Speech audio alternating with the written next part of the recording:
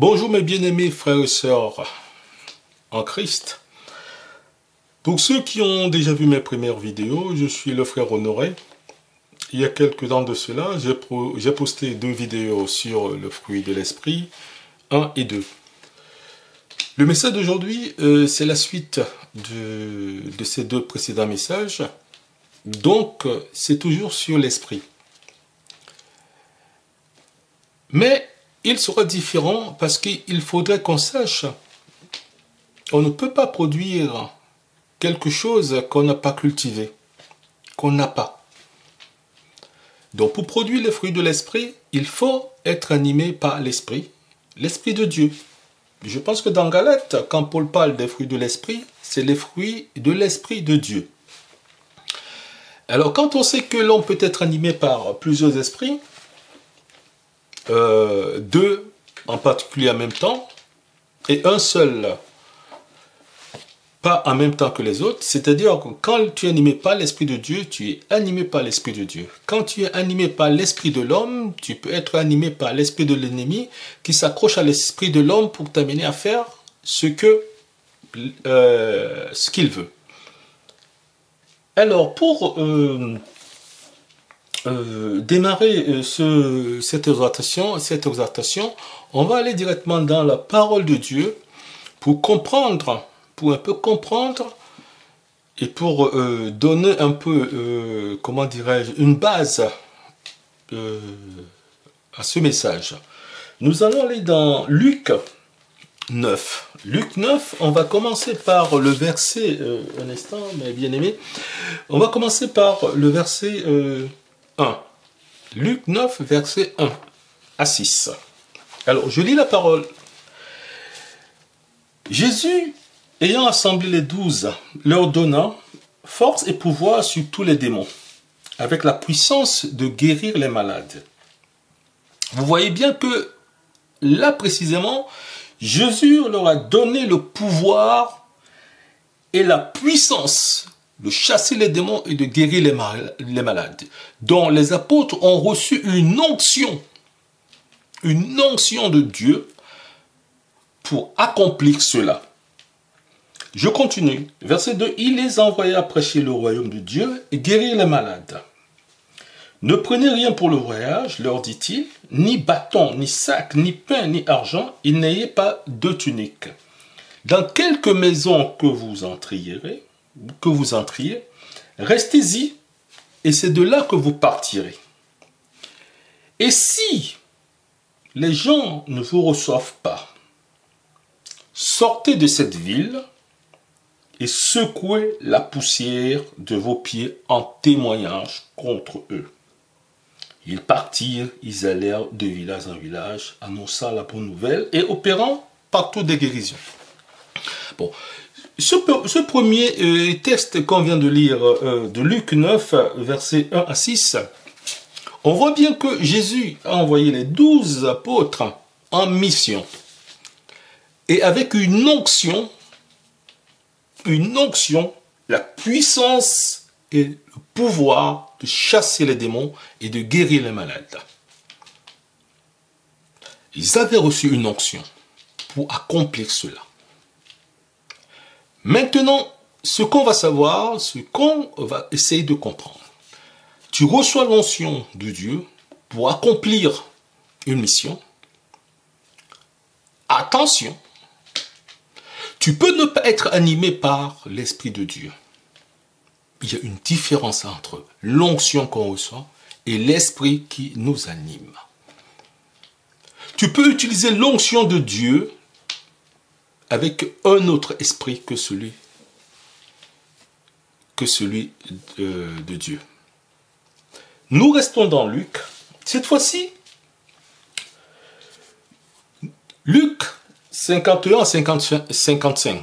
Toujours Luc 9, cette fois-ci au verset 51 jusqu'à 55. La Bible dit ceci. Lorsque le temps où il devait être enlevé du monde approcha, Luc 9, versets 51 à 55.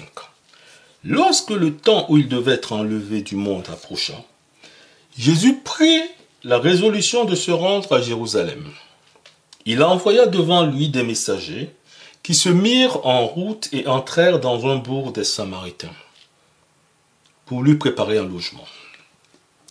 Mais on ne le reçut pas parce qu'il se dirigeait sur Jérusalem. Les disciples Jacques et Jean, qui faisaient partie des 12 que Jésus avait envoyés, en leur donnant la puissance et le pouvoir, les disciples Jean et Jean, voyant cela, dirent au Seigneur, dirent à Jésus, « Seigneur, veux-tu que nous commandions que le feu descende du ciel et les consume ?» Vous avez bien entendu. Jacques et Jean, voyant cela, dirent, « Seigneur, veux-tu que nous commandions que le feu descende du ciel et les consume ?» Jésus se retourna vers eux et les réprimanda. Dans d'autres versets, dans notre Bible, il est écrit, il les réprimanda sévèrement, disant, « Vous ne savez de quel esprit vous êtes animés. » Vous ne savez de quel esprit vous êtes animés. Voilà deux apôtres de Jésus qui ont reçu l'onction, la puissance de chasser les démons, le pouvoir de chasser les démons, la puissance de guérir les malades. Et Jésus leur dit, vous ne savez de quel esprit vous êtes animés. Le thème de ce message, justement, c'est quel esprit nous anime quand nous faisons quelque chose, quand nous prenons une décision, quelle qu'elle soit. Quel esprit nous anime quand nous dirigeons une assemblée? Quel esprit nous anime quand nous décidons de servir Dieu? Quel esprit nous anime quand on veut réprimander un frère, une sœur, un bien-aimé? Mais bien-aimés, on ne peut produire les fruits de l'esprit qui nous anime. On ne peut pas être animé par l'esprit de Dieu et produire des fruits de la chair. Produire des fruits de l'esprit de l'homme. On ne peut pas être animé par l'esprit de Dieu et faire du mal à son prochain. Donc, quel esprit nous anime souvent quand nous prenons certaines décisions? Même pour servir Dieu. Parce que nous tous, nous désirons servir Dieu. Nous avons envie de servir Dieu. Nous servons Dieu. Quel esprit nous anime? Quand Jésus pose cette question à Jacques et Jean, ça veut tout simplement dire que Jésus a vu que ces deux-là ne sont pas animés par l'Esprit du Père. C'est la question que je nous pose aujourd'hui, que nous devrions nous poser en tout temps. Ce n'est pas ton frère, ta sœur ou quelqu'un d'autre qui va te poser cette question. C'est quand tu vas agir. Avant d'agir, tu as une pensée. Tu sais pourquoi tu fais cela. On peut peut-être tromper les hommes, mais on ne peut pas tromper Dieu. Parce que lui sait, lui il est au courant, lui il va à l'intérieur de nous, il sait pourquoi nous faisons ça. Même si nous mentons les hommes, même si nous pensons mentir les hommes, parce que malgré tout, il y a des hommes qui ont reçu l'onction, du discernement, il arrive à détecter, ces hommes arrivent à détecter quel esprit peut vous animer. Donc, mon frère, ma soeur, bien-aimé, c'est à toi de te poser la question dans ta marche avec Jésus. Quel esprit m'anime quand je fais cela? Parce que Jacques et Jean pensaient bien faire. C'est les gens de la Samarie n'ont pas voulu recevoir Jésus. C'est ce qui arrive aujourd'hui. Tu as un collègue, même quelqu'un de ta famille, un ami, une amie, qui n'accepte pas Jésus, qui blasphème Jésus, le nom de Jésus. Tout ce que tu penses, c'est que vraiment, si Dieu pouvait le frapper afin qu'il comprenne de qui il parle.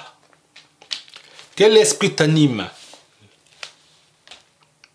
Jésus ne t'a pas demandé, comme il le dit au verset 56, « Car le Fils de l'homme est venu, non pour perdre les âmes des hommes, mais pour les sauver. » Donc, si toi tu demandes que la puissance, Dieu manifeste sa puissance en réduisant en cendres un païen, un incirconcis,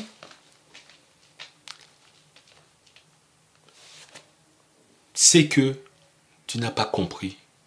Tu n'as pas compris le message de Jésus. Donc frères et sœurs, ce que je vous dirai aujourd'hui, c'est que essayons de travailler notre intérieur. Ça, personne ne le voit. Personne ne le voit quand nous travaillons notre intérieur. Ce n'est que comme ça que nous pouvons refléter cette lumière. Donc, quand tu fais quelque chose, pose-toi la question, même en bien. Parce que je vais vous donner un autre verset où quelqu'un, un des apôtres, qui pensait faire bien aussi, qui pensait faire bien, il s'agit de Pierre qui a dit à Jésus, qu'à Dieu ne plaise, tu n'iras pas sur la croix. Jésus lui a dit, arrière de moi Satan. Il n'a pas dit ça à Pierre, il l'a dit à l'esprit qui animait Pierre à ce moment. C'est Satan qui savait que si Jésus allait sur la croix, sa défaite c'était sa défaite. Qu'est-ce qu'il a fait, Satan? Il est rentré en Pierre. Il s'est accaparé de son esprit en lui disant, Pierre, regarde ton ami. Comment peux-tu le laisser aller mourir? Comment peux-tu aller laisser ton ami mourir, ton Seigneur mourir? Il ne faut pas laisser faire ça. Pierre, qui était à ce moment-là plein de bonnes intentions pour son ami, frère et Seigneur, maître, il lui a dit, Seigneur, tu n'iras pas sur la croix. Je ne laisserai pas les gens te toucher. Jésus a dit à cet esprit qui animait Pierre, arrière de moi Satan. Et il a dit à Pierre, tes pensées sont les pensées des hommes. Ce ne sont pas les pensées de Dieu.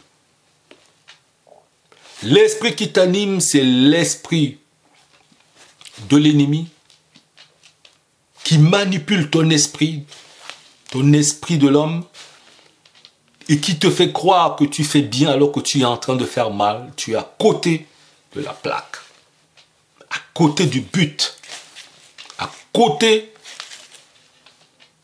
de la volonté de Dieu. Donc, même dans les bonnes intentions, nous pouvons être animés par l'esprit du malin dans les bonnes intentions et être à côté de la volonté de Dieu. Bien-aimés, je vais arrêter là aujourd'hui. J'aurai prochainement un autre message toujours sur l'esprit. Parce que c'est très important dans la vie chrétienne de savoir discerner à un moment donné, discerner les esprits. La parole ne dit-elle pas éprouver les esprits pour savoir s'ils sont de Dieu? Frères, commençons à nous éprouver nous-mêmes. Nous-mêmes, pas les autres. Commençons à nous éprouver nous-mêmes pour savoir si les esprits, l'esprit qui nous anime est de Dieu. Amen. Bien-aimés, que Dieu vous bénisse.